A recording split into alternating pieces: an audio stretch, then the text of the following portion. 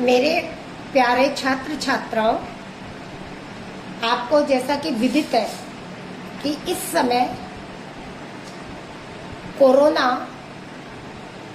महामारी चल रही है, जिसके कारण अपन लोग अभी तक मिले नहीं हैं। लेकिन आप लोगों का सिलेबस समय पर पूर्ण हो जाए, जिसके लिए हम लोगों ने ऑनलाइन पढ़ाई शुरू करवाई है, जिससे बच्चों का किसी भी तरह का नुकसान नहीं हो। किसी भी चीज की शुरुआत करने से पहले इंट्रोडक्शन दिया जाता है, तो मैं आपको अपने बारे में बताती हूँ। मेरा नाम डॉक्टर नीता अवस्थी है। मैं भूगोल की सह आचार्य हूँ। राजकीय कला महाविद्यालय में मैं हूँ। आपका थर्ड ईयर जी का सेक्शन मेरे को मिला है। थर्ड ईयर जी में आपके थ्योरी के जो पेपर है वो मैं पढ़ाऊंगी। थर्ड ईयर में 2 पेपर हैं, एक भारत का भूगोल और दूसरा एशिया का भूगोल। आपको पता ही है, भूगोल कंपटीशन की दृष्टि से भी बहुत अच्छा विषय है। अतः यदि अपन इन दोनों ही पेपरों का अच्छी तरह अध्ययन करेंगे तो हमें इस विषय की जानकारी तो पूरी तरह मिलेगी ही, साथ में हम कंपटीशन के एग्जाम में भी आगे काफी उन्नति कर सकते हैं। यानी कंपटीशन के एग्जाम में हम विजय हो सकते हैं। लेकिन ये सब कार्य तभी हो सकते हैं जबकि हम उस विषय का भली भांति अध्ययन करें। तो मैंने आपको बताया कि मुझे थर्ड ईयर जी सेक्शन मिला है।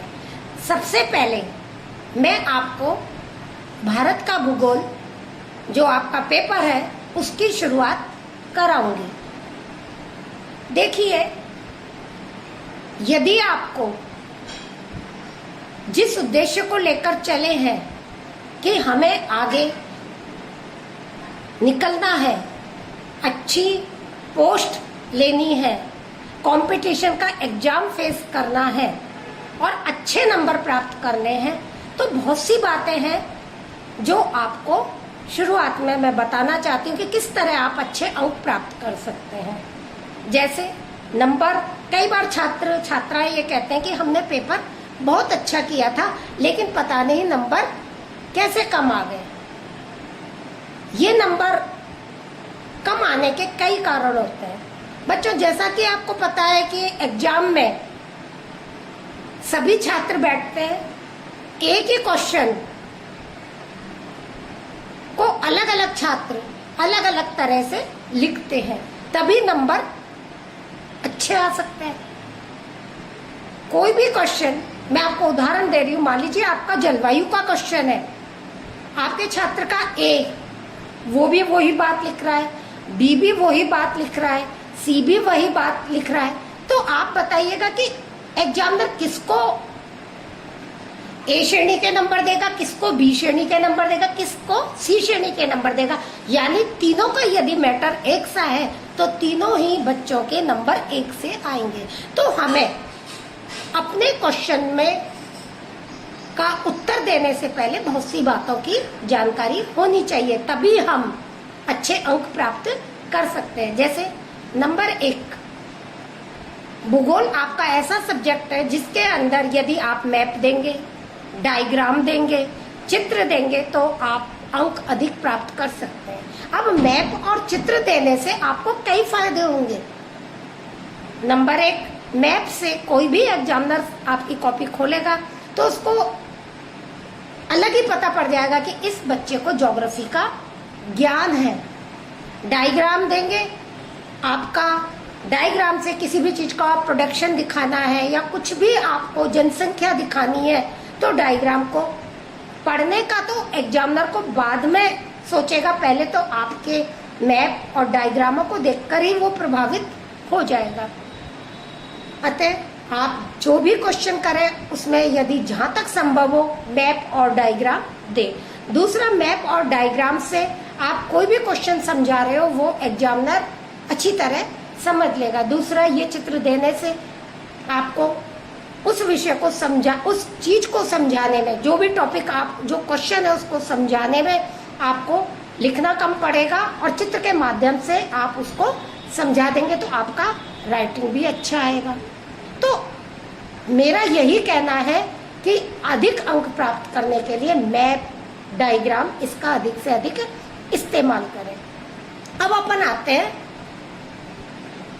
भारत का भूगोल, आपका पेपर है जिसका आपको आज मैं इंट्रोडक्शन देती हूँ। शुरुआत अपन बाद में करेंगे, पहले मैं पूरा आपको भारत का भूगोल के विषय में बताऊंगी कि इस विषय में आप क्या क्या पढ़ेंगे। देखिए, भारत एक विशाल देश है। यहाँ हम देखते हैं, यानी इसको विशाल देश तो है, यदि हम इसको विभिन्नताओं वाला देश भी कहें तो कोई अतिशयोक्ति नहीं है। चाहे आप इसको धरातलीय स्वरूप की दृष्टि से लें, इसको चाहे आप जलवायु की दृष्टि से लें, वनस्पति की दृष्टि से लें, मिट्टी की दृष्टि से लें, जनसंख्या की दृष्टि से लें, उद्योग धंधों की दृष्टि से लें, आपको यहाँ बहुत अधिक विभिन्नता देखने को मिलेगी। अब मैं आपको थोड़ा थोड़ा हर एक टॉपिक के बारे में फिर अपन स्टेप बाय स्टेप एक एक सिलेबस के आधार पर उन टॉपिकों का अध्ययन करेंगे। लेकिन उन टॉपिकों का अध्ययन करने से पहले मैं हर एक टॉपिक जो आप अध्ययन करेंगे उनके बारे में थोड़ी थोड़ी जानकारियां आपको दूंगी। जैसे सबसे पहले है आपका भौतिक, या आप कह सकते हैं भौतिक विभाग, आपका विभाग है उसका आपको अध्ययन करना है। हम भारत का जब भौतिक भूभाग देखते हैं तो हमको पता पड़ता है कि हमारा भारत का जो भौतिक भूभाग है या यहाँ का जो धरातल है वो समान नहीं है। कहीं पहाड़, कहीं पठार, कहीं मैदान, कहीं तटीय भाग, कहीं वनस्पति हमको देखने को मिलती है। अब हम जैसे कि उदाहरण के लिए उत्तर में हिमालय का पहाड़ी भाग के दर्शन होते हैं, तो दूसरी ओर मध्य में जब हम आते हैं तो हमें रावी गंगा का या सतलज का मैदान दिखाई देता है। नीचे की तरफ अपन और आ जाते हैं तो दक्षिण में दक्षिण का पठार देखने को मिलता है। एक और पूर्वी तटीय भाग, उसके दूसरी ओर पश्चिमी तटीय भाग देखने को मिलते हैं। पश्चिमी भाग राजस्थान में जब अपन उधर आ जाते हैं पश्चिमी भाग में राजस्थान के, तो हमें मरुस्थलीय भाग देखने को मिलते हैं। उदाहरण के लिए राजस्थान में थार का मरुस्थल। तो आपने देखा कि यहाँ पर धरातलीय संबंधी अत्यधिक विभिन्नता देखने को मिलती है। तो अपन इसका अध्ययन भौतिक स्वरूप के जो अपना टॉपिक है उसमें करेंगे। तो दूसरी ओर आप आ जाएगा जलवायु। जब हम भारत की जलवायु देखते हैं तो हमें पता पड़ता है कि जलवायु संबंधी भी अत्यधिक विभिन्नता देखने को मिलती है। उदाहरण के लिए आप देखिएगा, कहीं तो हमें महाद्वीपीय जलवायु मिलती है, कहीं हमें समुद्री जलवायु देखने को मिलती है, इसी तरह कहीं हमें मरुस्थलीय जलवायु देखने को मिलती है। जलवायु संबंधी राजस्थान में अत्यधिक विभिन्नता है, चाहे तापमान को ले लो, चाहे वर्षा को ले लो। वर्षा को अपन देखते हैं तो हम देखते हैं कि भारत के अंदर वर्षा का वितरण भी समान नहीं है। आपको उदाहरण देती हूँ, जैसे कि एक और आप चले जाइएगा चेरापूंजी, मणिपुर,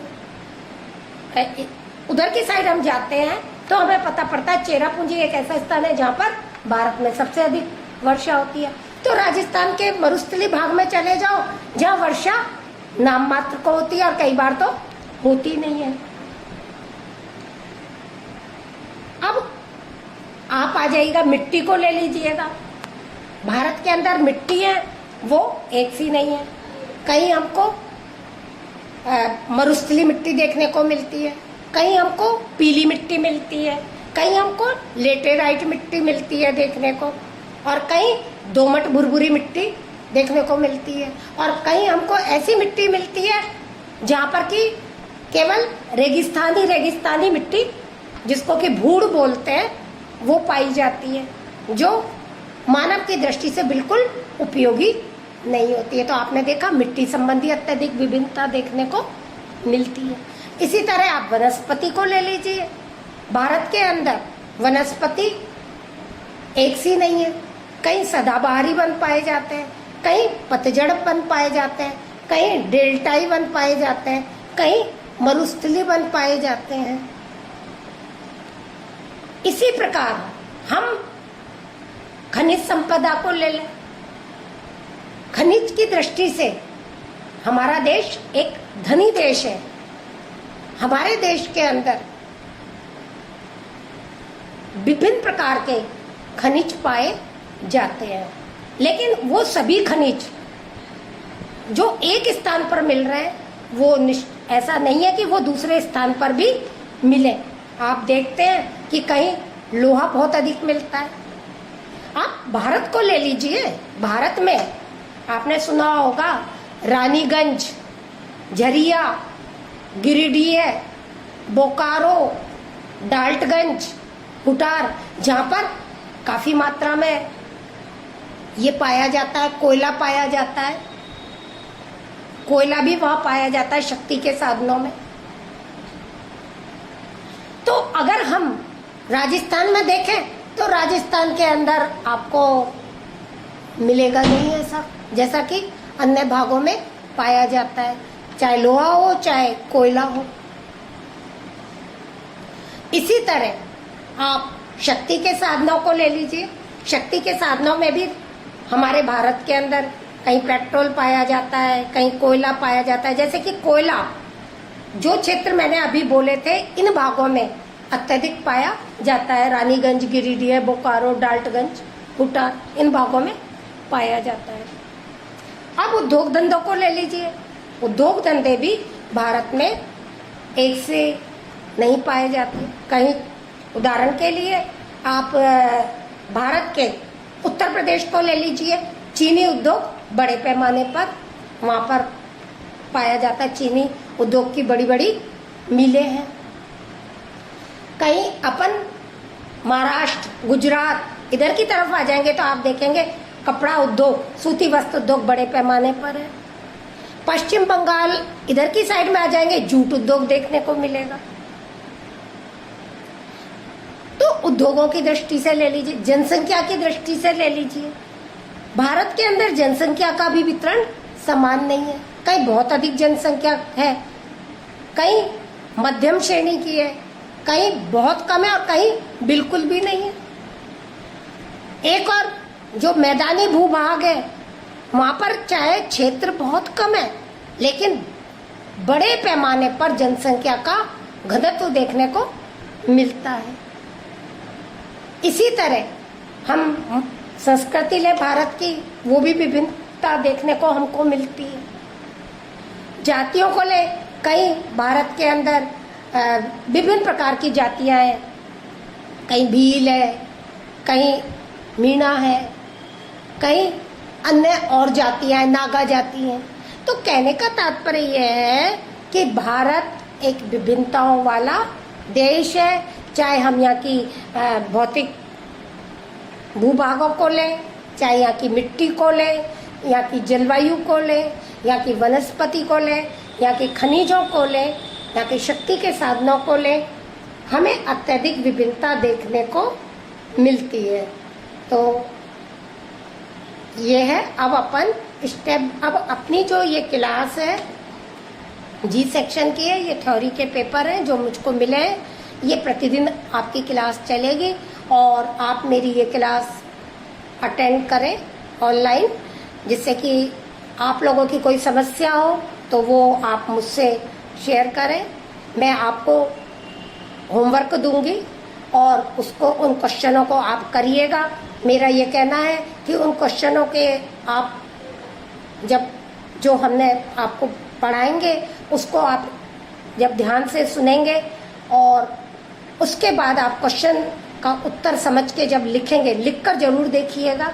अगर आपको कोई प्रॉब्लम आती है तो आप उसका निराकरण के लिए हमको बताइएगा। हम जितनी कोशिश होगी उसका निराकरण करेंगे। आपको होमवर्क देंगे, वो भी आप करिएगा। साथ में एक और है कि अच्छे अंक लाने के लिए आप कई सालों के पेपर निकाल लीजिएगा। उनके अंदर किस तरह के कौन से टॉपिक पे क्वेश्चन आते हैं उसको भी देखिए, क्योंकि एक ही क्वेश्चन एक ही होता है, उत्तर एक ही होता है, उत्तर एक ही होता है, लेकिन उसको घुमा फिरा कर किसी भी तरह पूछा जा सकता है। Thank you.